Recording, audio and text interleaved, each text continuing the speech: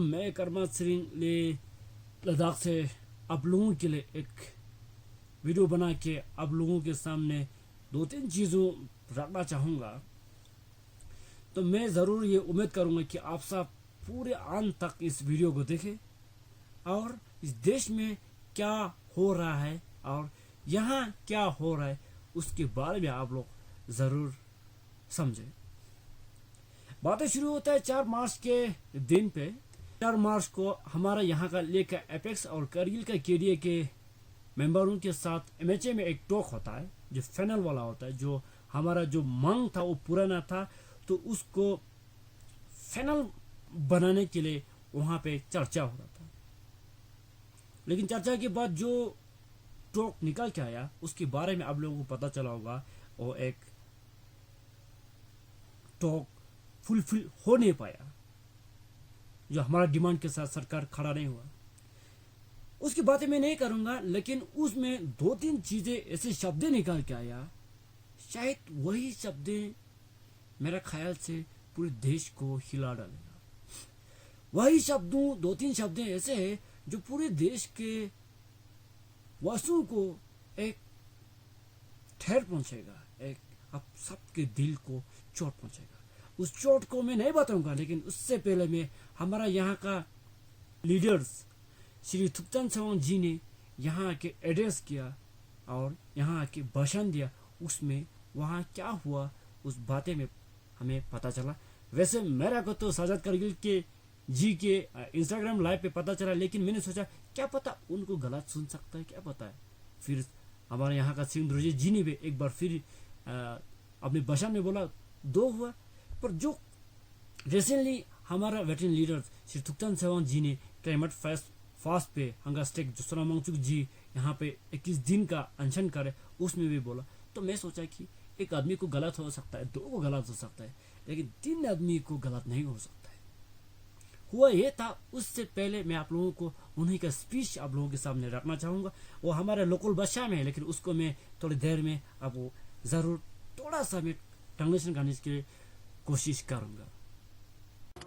야래 나오는 아미사스 군문 보라는 게 보고 다스 베라 송테노 베투스라 만에 가지 할레시스 때는 공을 시준다 삼차र 봉아지 소트 덴바 할라스 가지 탁초 때 공을 때 몰라서 식시루랑 스테이트 후대게 베라 만에 마땅하다 말 탁초 때 가지 땅치스 이잠 수파 몰스레 이 가지 노르카 लद्दाख युति तंगाई nga nor tok yuti tang jate jammu kashmir na ngam pak je duks bina thuja thik jot pin jate taruang thujarang tene demba tene nga tang na pui demo cho mangen na te thode jammu kashmir la state hut tang chasin tene thuja yang ske jammu kashmir na ngam pak je ten mukan lam chuk pa ko spera bolte। आपने video देखा होगा, video में बोला होगा BJP MHA जाके UT ऐसा 6 schedule state hood के बारे में आप मेरा ख्याल से आप लोगों को उन्होंने क्या बोला शायद समझ में नहीं आया होगा, लेकिन अब थोड़ा जोड़ने की कोशिश किया होगा। कुछ जैन के वन के से कुछ हुआ ये था। असलियत में हमारा देश के गृह मंत्री जी उस वक्त अमित शाह जी था, जिसको हम दिल से रेस्पेक्ट करता था, क्योंकि बोर्ड इंसान था, बहुत मजबूत इंसान था। जो डिसीजन लेता है वो सिंगम वाला लेता है डिसीजन, एक वो क्या लेता है, एक ट्रैगर वाला डिसीजन लेता है। लेकिन एक ट्रैगर के मुंह से 2-3 ऐसे शब्द निकाल के आया जिस शब्द से मेरा दिल को चोट पहुंचा। मैं आप लोगों को भी बताऊंगा, आप लोगों के दिल को भी चोट जरूर पहुंचेगा। बोला था कि सबसे पहले ये बोला कि 6 शेड्यूल और स्टेटहुड के बारे में बातें मत करो, हम नहीं देगा। बहुत हैरान हुआ। चलो स्टेटहुड आपने मैनिफेस्टो में नहीं रखा हुआ, लेकिन 6 शेड्यूल तो आप लोगों ने 2 बार मैनिफेस्टो में लिख के दिया ना हम लोगों को आपने बोला कि हम 6 शेड्यूल देगा। तो उस बातें को, जो प्रॉमिस को मोड़ के जाना अच्छा नहीं लगा। चलो उस बातें को छोड़ो, आप आगे बढ़ता हूँ। उसके साथ ये भी बोला मेरा अमित शाह जी ने, आप लोगों को तो जम्मू कश्मीर के साथ छोड़ना ही ठीक था। मैंने आप लोगों को यूटी दिया, हम शुक्र अदा हूँ, लेकिन उसके बाद क्या बात भाषण आया ये भी सुनो। मैंने आप लोगों को यूटी दे के गलती किया है, मैंने आप लोगों को यूटी दे के गलती किया। मैं सोचता हूँ यार, एक देश की गृह मंत्री से कैसे गलती हो सकता है। हमारा यहाँ इस देश में 140 से ज्यादा करोड़ के लोग रहता है, क्या उस देश की गृह मंत्री से इतना बड़ा गलती? मतलब आपने जो देश में प्रोग्रेसिव कर है या घटा रहे वो सब आपकी गलती मानेगा? उम्मीद नहीं था, कभी भी उम्मीद नहीं था कि एक देश के गृह मंत्री के शब्द से मेरा से गलती हुआ बोल शब्द निकलना। हमने तो यहाँ नाचा गाया, यूटी मिल के बहुत खुश हुआ, आप उस चीज को गलती मानता है। मैं बहुत हैरान हूं, मैं सास में बोल रहा देशवासी हूं। अगर इस चीजों को गलती मानता है यूटी देने उनके देने के बाद, तो मैं सोचता हूँ क्या अमित शाह जी और उसके साथ साथ जो सिंह दोरजी जी ने भी कहा कि एक ऐसे और एक स्टेटमेंट भी आया कि ये बोला कि अगर देश के प्रधानमंत्री खुद बोले तब भी मैं देने के तैयार नहीं होगा। अफसोस है, अगर मोदी जी बोल दे लद्दाख को शेड्यूल दे दे बोल के अमित शाह जी को, फिर भी अमित शाह जी देने के लिए तैयार नहीं है बोला। तो मैं कंफ्यूजन ये हुआ कि देश चला कौन रहा है, हिंदुस्तान को चला कौन रहा है? ये बहुत बड़ा मामला है मेरे भाइयों। मैं इस बातें को हाईजेक करके कोई पॉलिटिकल एफिलिएटेड करना नहीं चाहूंगा, लेकिन मैं इस बातें को जरूर आप लोगों तक पहुंचने के लिए कोशिश करूंगा। देश में क्या हो रहा है, हमें बहुत गर्व से महसूस हुआ जिस बार हमारा यहाँ भी G20 का एक पार्ट Y20 हुआ, हमें बहुत खुशी हुआ। मैंने सोचा पूरा हिंदुस्तान बहुत आगे जा रहा है। फिर धीरे धीरे सुना, आप लोग ने भी देखा होगा सोशल मीडिया की जरा से, मणिपुर में क्या हो रहा है, बहुत जगह में क्या हो रहा है। हम सोचता था कि जाएगा या उन लोगों का गलती होगा या कुछ होगा, ऐसा सोचते रहा मैं भी। लेकिन जब हमारा ऊपर खुद कुछ ऐसे शब्दों निकल गया तो सोचा क्या हम सुरक्षा है, क्या हम मोदी जी के अंडर सुरक्षा है, ये सोचने पे मजबूर किया।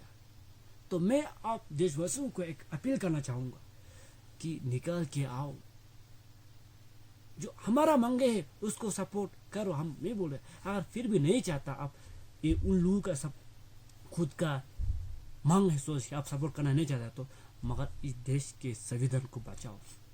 जो बाबा साहब ने इतना मेहनत करके लिखा कि सारा लोगों के लिए इतना बड़ा कॉन्स्टिट्यूशन लिख के दे, उसको बचाओ। बीइंग लोकल में आप सबको ये भी गुजारिश करूंगा कि क्लाइमेट फास्ट जो श्री सोनम वांगचुक जी कर रहे, वो यहाँ का अकेला का मसला नहीं है। क्लाइमेट फास्ट मैं सोचता हूँ पूरा विश्व का मसला बनने वाला है। क्लाइमेट फास्ट ये जंगल, ये ग्लेशियर्स सब खत्म होने के बाद हम यहाँ रह के भी क्या करेंगे? उन सब को तकलीफ दे के हमें क्या मिलेगा?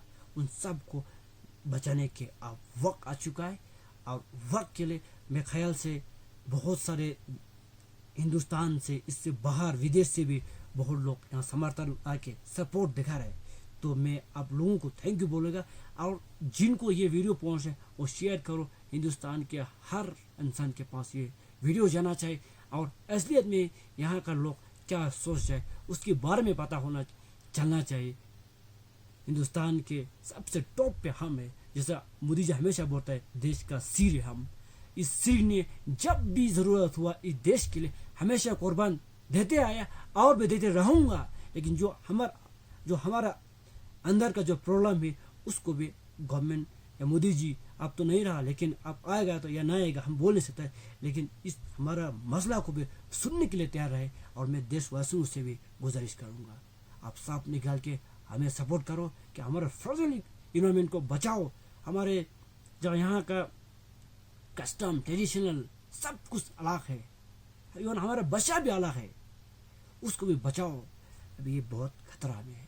मैं हाथ जोड़ जोड़ के आप लोगों को रिक्वेस्ट कर रहा हूँ, अब हमें आप लोगों का साथ चाहिए। अगर अगर आप लोग हमें साथ नहीं देगा ना तो कौन देगा? ये बातें का बहुत है। लेकिन जिस वक्त हमारे फौजियों के साथ हमारे साथ की ज़रूरत होता है तो हमने हमेशा दिया। हमारे बुजुर्ग लोगों ने 1962 में दिया, 1999 में भी हमारे बुजुर्ग लोगों ने अपने जान परवाह के साथ दिया। और उससे भी बड़ा बात आप सबको याद होगा, फ्रेश गलवान क्लैश हुआ था, उसमें भी हमारे लोगों ने जी जान दे के अपने देश को, इस मिट्टी को सुरक्षा रखने में हमने बहुत कुछ दिया, देश के लिए वॉलंटियरली दिया। मैं सोचता हूँ ये सब आप कन्याकुमारी तक मैसेज जाना चाहिए कि हमारा सिर में चोट लगा है, उस सिर को अब पट्टी की ज़रूरत है, उस सिर को आप आज हम सब का ज़रूरत है। हम सब निकाल के इन लोगों के समर्थन में जाना चाहिए और हमारे हिंदुस्तान के गवर्नमेंट को और हिंदुस्तान के आने वाले जो गवर्नमेंट फॉर्म होगा उसके ऊपर हम सब प्रेशर डालेगा कि हमारा सिर को बचाओ। जो सिर आज मांग कर रहा है, उस सिर में ठंड पड़ रहा है, उस सिर को क्या हो रहा है, जुकाम होने का चांस है, उस जुकाम से बचाओ बोल के मैं यही गुजारिश करूँगा।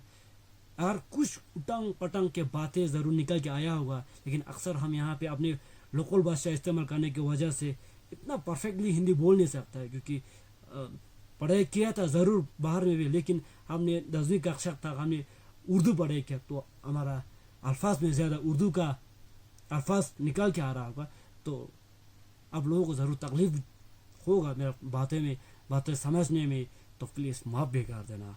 मेरे देशवासियों से उम्मीद है कि निकाल के आने वाले संडे श्री सोनम वांगचुक जी ने फिर अपील किया पूरे देशवासियों से जितना हो सके निकाल के आने के लिए, उसको आप भी समर्थन करें और आप अपने गांव में बैठ के जोड़े। और मैं यहाँ नीचे पे एक दिलीप जी का व्हाट्सएप और इंस्टा ID भी शेयर करूँगा, वो भी आप फॉलो करें, उनसे कांटेक्ट करें और समर्थन दें दिलीप जी से भी। Thank you. जय हिंद, जय भारत।